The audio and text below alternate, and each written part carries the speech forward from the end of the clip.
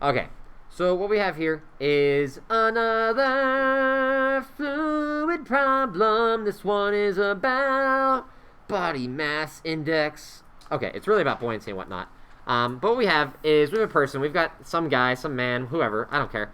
But they have a weight of 845 newtons. We then take them. We put them on a scale. And then we dunk the whole scale setup into the water. And when the scale with the person on it is in the water, they only weigh 43.2 newtons. And this makes sense because that water has a buoyant force acting on it, or rather the man has a buoyant force acting on it due to the water, which means that the scale is going to push up with less force, and it's going to have a lesser reading on it.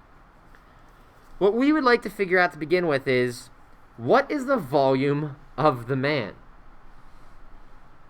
This is a really weird question. We have a weight outside the water, a weight in the water, and we want to find a volume? Kind of weird. Well, we can actually do this. In order to take a look at this, what we can at first figure out is, what is the buoyant force acting on our individual in this problem? And this is a little tricky. Our buoyant force, when we derived it, if you recall, our buoyant force is equal to the weight, and when we derived it, it was minus the tension. Technically, in this case, it's like minus a normal force, which is actually the scale reading. The difference between 845 and 43.2,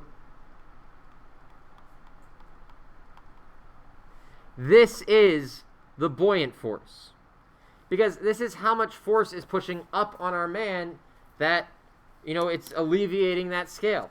So 845 minus 43.2 newtons gives us a buoyant force of 801.8 newtons. Now, why is this so helpful?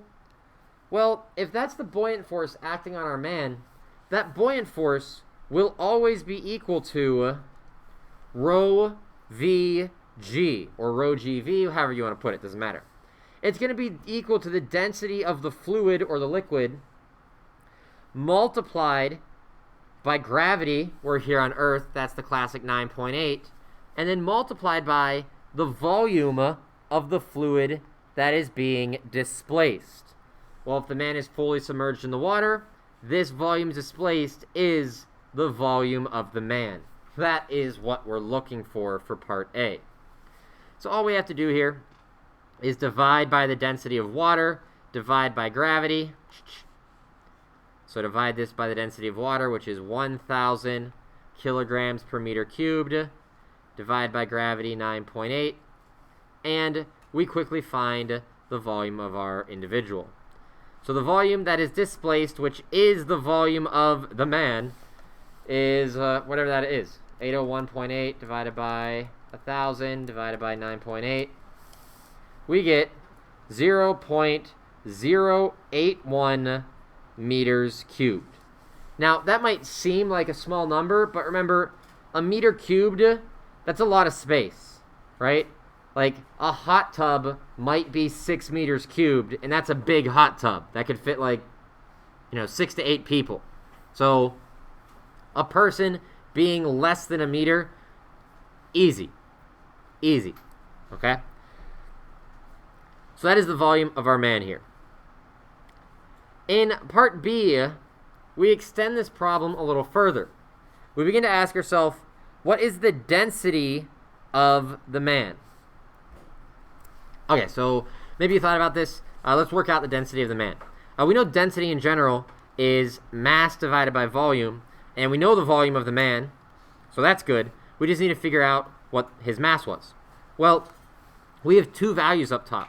We've got the 845, and we've got the 43.2. Neither of those is a mass, they're weights, and we know that weights can be divided by gravity, the 9.8, to get a mass. Now, we don't want to use this 43.2. As we talked about in class here, That 43.2 is what the scale is reading when he's fully submerged in the water. It's not reading his entire weight. Remember, that buoyant force is helping the scale out. It's not actually the entire man. If we use that value, it'd be like you chopped your man into like a fourth and then used that, or like a fifth. So we don't want this here. We want this. If we take 845 divided by 9.8, that will be the mass, and then we'll divide it by the volume of the man. When we do this, 845 divided by 9.8 gives us something like 86.2. And then we divide by the volume of 0.081. We get something around 1064. Maybe if you rounded a little bit better than me, you would have gotten like 1054. Whatever, potato, potato. That is how you solve this out. So that's part B. We now know what the density of the man actually is. Now part C, it's going to ask us to dive a little deeper. What part C is saying is that the density of fat is 209 kilograms per meter cubed. But the density of like what we'll call the lean cuts of the human, your muscle tissue, your bone, your sinew, that is much denser. It has a density of 2,670 kilograms per meter cubed. What we want to know is what percentage of this man is lean body mass. And this will also give us a good idea of, what percentage then is fat, right? Take 1 minus that percentage amount and you find the other value. So what is the percentage of the man's mass that is lean body mass? Pause this for a second, see if you can figure this out, and then we'll come back and we'll see just what we get here. Okay, so if you had some time thinking about this problem, it's kind of weird, but what I'm about to say is not that groundbreaking. The mass of the fatty parts of the man plus the mass of the lean parts of the man, if you added those together, you just get the mass of the entire man. I know, that's like, duh, but it's actually really powerful for what we're doing. The reason why it's so powerful is because if you think about this, mass is a density multiplied by a volume. So what you can say here is that you can say, and we're going to start with the lean, you can say that the density of the lean parts multiplied by the volume of the lean parts, that is the mass of the lean. Density times volume is a mass. If we add that to the mass of the fatty parts, well, how would we do that? Well, we need to take the density of the fatty parts, and then this is where things get a little weird. I don't know what volume is fat and what volume of the man is lean. But what I do know is this. I know that the total volume of the man minus the volume of the lean, that will be the volume of the fat. Because remember, the volume of the fat plus the volume of the lean, it has to add up to the entire man's volume. So this here is technically the volume of the fatty part. We just didn't have to write the volume of the fatty part. We could do things in terms of the total, which we know, and the volume of the lean, which we want to know. And this will be equal to the end of the mass of the man, which we actually know that from part B whenever we just took the 845 and divided by 9.8. So with this, if we take a look at it, we know this density of the lean, we know the density of fat, we know the total volume of the man, and we know the man's mass. There's only one variable we don't know, the volume of the lean. Yes, it pops up twice, but they're like terms.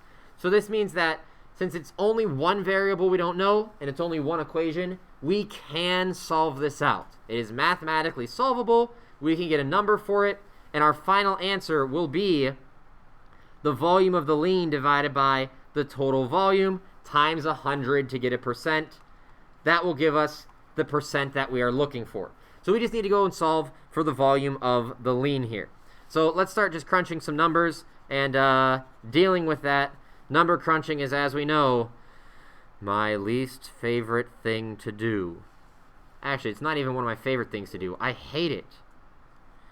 We know the volume of the density of the lean note is 2670. I'm forbidding units here because blah. Plus, we know the density of fat here, and I'm actually just going to distribute this sucker to make it a little easier to look at. That is 209, and then multiplied by the volume of 0.081, and then minus, and you got to be careful because there's a minus right there on the inside. You see that? You don't want to miss that minus. So minus 209 volume of the lean, and this is going to equal the mass of the man, which we said was 86 point, what was it? 86.14? 86.22? 86.22. Okay, so let's shove all this together and see what we got. The 209 and 0.081 put together give us 16. So I'm going to subtract 16.9 from each side because that gets rid of this. Minus 16.9. And then I'm going to combine the like terms of the VLs right now. So 2670 minus 209, that's going to give us 2461 volume lean equals, and then 86.22 minus 16.9 gives us 69.32. And then define VL. Oh, the numbers are so great, aren't they? Divide by the 2461. And we find that the volume of the lean here is equal to 0.028 meters cubed. If we want to find out the percentage of that on the body, then we simply divide by the, well, what we have here is now the volume. If we want to get this in terms of a mass ratio, which is what percentage of the man's body mass is lean body mass, then what we'll be doing here is we need to take this lean volume and multiply it by a density of the lean. This will give us the mass of the lean. So we actually find that the mass of the lean here is 2670 times 0.028. And we find that the mass of the lean parts is 74.76 kilograms. And this will allow us to find the percentage. When we divide this by the man's total mass of 86.22, we have 74.76 divided by 86.22. That gives us a value of 0.867, or 86.7%. Whew! Which means in terms of fat content, this individual has about 13 to 14% of their body is made up of fatty tissue, which is pretty good for like a good athlete. Not an elite athlete, but it's pretty good. So that problem was definitely more in-depth. It really got in-depth due to the kind of mathematical trickery we did right here. We're recognizing that we could add up total masses and total volumes to get the entire man. It allowed us to get rid of the fatty component of the problem. But other than that, parts A and B were pretty straightforward. That's what we're used to. Part C is that kind of AP extra level question that we have to deal with for fluids and buoyancy. But with this, the problem's finished. See you next time when we start looking into Bernoulli and fluids that are moving. Until then, adios, and take it easy.